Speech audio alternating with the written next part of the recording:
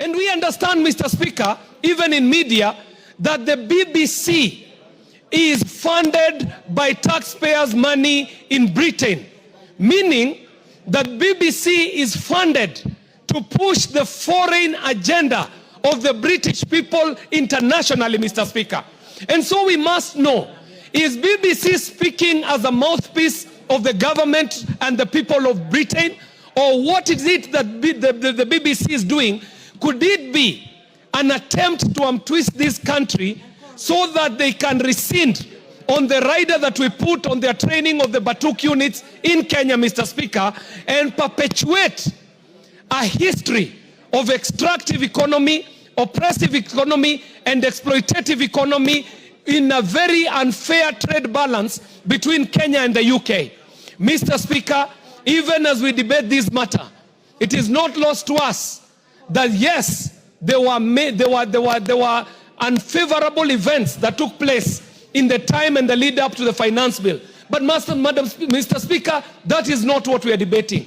We would like to know for a fact whether what BBC is hearing is connected to the riders that this House put on the training of the British Army training units in Kenya, where we were requiring that any officer of the British Army, if they are found here in Kenya to have killed, to have maimed, to have raped, they should be tried here in the mother soil, as it would happen even for a Kenyan if they were found on, guilty of a criminal offense in the UK. So that, Mr. Speaker, the issues are clear for Kenyans, because we know there are many issues that have happened in the UK, very many issues that have happened elsewhere, but they did not get the media presence that we are seeing being put on this issue of the Kenyan Defense Forces. And I dare say, Mr. Speaker, that I do not speak this in defense of the Kenya Defense Forces.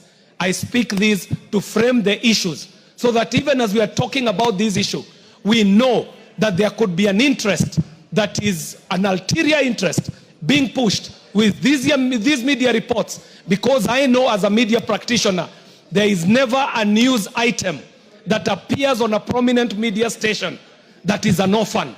Any media item that comes up on a media station has its own father and it has its own mothers. I thank you very much, Mr. Speaker, and let us look at the agreement that we put down for the British Army to be able to train in Kenya and on Kenyan soil, and the exploitation of our environment, the depletion of our environment, and the cases that we know of human rights abuses that are conducted by the British Army on Kenyan